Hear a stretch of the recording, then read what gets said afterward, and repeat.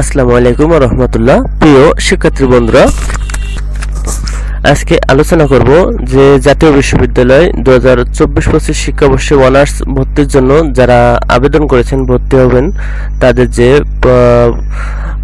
পরীক্ষার যে নম্বরে যে সংশোধন এসেছে, নম্বর বন্টনে যে সংশোধন এসেছে, যে 200 মার্কের পরীক্ষা হবে, সেই 200 মার্ক কিভাবে বিভাজন হবে, ভাগ হবে, তো সে বিষয়টা বিস্তারিত এই ভিডিওতে আলোচনা করব। তো সম্পূর্ণ বিষয়টা দেখার আগে এই চ্যানেলে যারা নতুন দর্শক আছে তাদের কাছে অনুরোধ থাকবে SRTSBD চ্যানেলটি সাবস্ক্রাইব করার জন্য এবং লাইক কমেন্ট শেয়ার করে পাশে থাকার জন্য। তো যে সকল দর্শকরা এই চ্যানেলের ভিডিওগুলো দেখছেন তারা অবশ্যই চ্যানেলটি সাবস্ক্রাইব করবেন এবং লাইক কমেন্ট শেয়ার করে পাশে থাকবেন, যাতে এমন ধরনের আরো নতুন নতুন নিয়োগ বিজ্ঞপ্তি, আবেদনের বিষয় এবং বিভিন্ন নোটিশ সম্পর্কে আপনারা জানতে পারেন। তো চলুন আজকে যে বিষয়টা আলোচনা করব, তো সম্পূর্ণ বিষয়টা দেখে আসা যাক।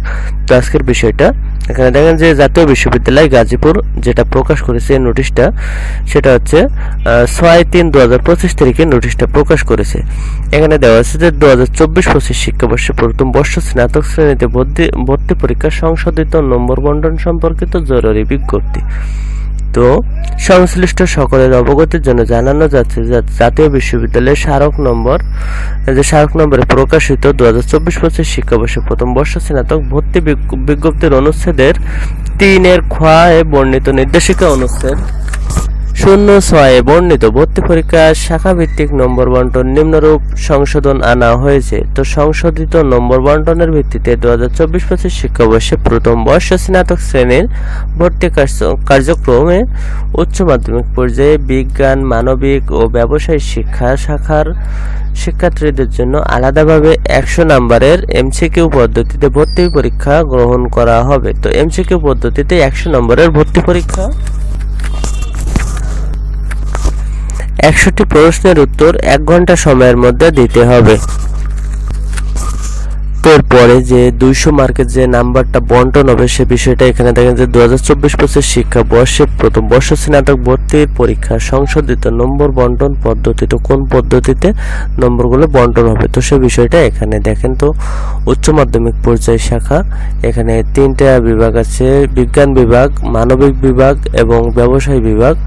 তো সায়েন্স, আর্টস এবং কমার্স, তো এই 3টে বিভাগের বাংলায় 20 মার্ক, তো 3 বিভাগের জন্য বাংলায় 20 মার্ক করে, ইংরেজিতে 20 মার্ক এবং সাধারণ জ্ঞানে 20 মার্ক। তো এখানে বাংলা, ইংরেজি এবং সাধারণ জ্ঞান 20 মার্ক করে, 3 বিষয়ে 3 60 মার্ক। আর এপাশে আছে যে প্রত্যেক শাখার আলাদাভাবে উচ্চ মাধ্যমিক পর্যায়ে বিষয়ভিত্তিক প্রশ্ন, তো এখানে আছে 40 মার্ক। তো এই যে 40 মার্ক আর এই 60 মার্ক, তো এই 60 মার্ক এবং এই 40 মার্ক মোট হচ্ছে 100 মার্ক। তো 100 মার্কের যে MCQ পদ্ধতি, তো এই 100 মার্কের ভিতরে ভর্তি পরীক্ষায় পাস হবে 35 মার্ক পেলে। তো যে সকল পরীক্ষার্থীরা 35 মার্ক পাবে তারা পাস করবে। তো এরপরে যে SSC পরীক্ষার যে 40% SSC পরীক্ষার যে SSC পরীক্ষা পদ্ধতির এখানে যে 40 মার্ক, তো SSC সমমান পরীক্ষায় প্রাপ্ত GPA 40%, চতুর্থ বিষয় সহ এখানে 40 মার্ক এবং HSC পরীক্ষা সমমানের পরীক্ষায় GPA 60%, অর্থাৎ 60 মার্ক, 60 আর 40 এই হচ্ছে 100 মার্ক। তো মোট হচ্ছে এখানে 200 মার্ক। তো এই যে 100 মার্ক এবং এই যে 40 SSC 40 এবং HSC 60, তো সর্বমোট নাম্বার হচ্ছে এই 200 মার্কের সর্বমোট নাম্বার। তো পরীক্ষা দিতে হবে 100 মার্কের, যেটা 100 মার্কের ভিতরে 35 পেতে হবে এবং SSC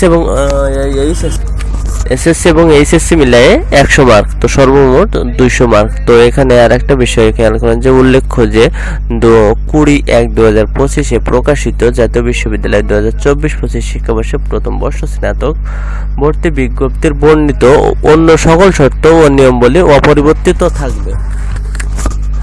অর্থাৎ ভর্তি বিজ্ঞপ্তি 2024-25 শিক্ষাবর্ষে অনার্স প্রথম বর্ষে ভর্তি বিজ্ঞপ্তির সময় যে সার্কুলারটা প্রকাশ করেছিল, তাতে আর যে অন্য যে সকল শর্তাবলী ছিল সে সকল শর্তাবলীগুলো সবগুলোই অপরিবর্তিত থাকবে। শুধুমাত্র এই একটা শর্তাবলী পরিবর্তন হয়েছে, নাম্বার পরীক্ষার যে সংশোধিত নাম্বার বন্টন, তো নাম্বার বন্টনের এই শর্তটা পরিবর্তিত হয়েছে। তো পরিবর্তিত যে সংশোধনের পরে যে নোটিশ, সে নোটিশটা আছে এখন আলোচনা করলাম। তো আশা করি সবাই বুঝতে পেরেছেন যে কিভাবে নাম্বার বন্টন হবে।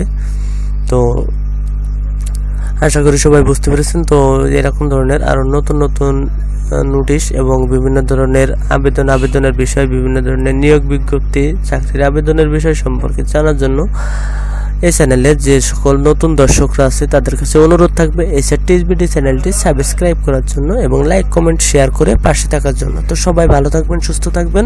ধন্যবাদ সকলকে। আসসালামু আলাইকুম।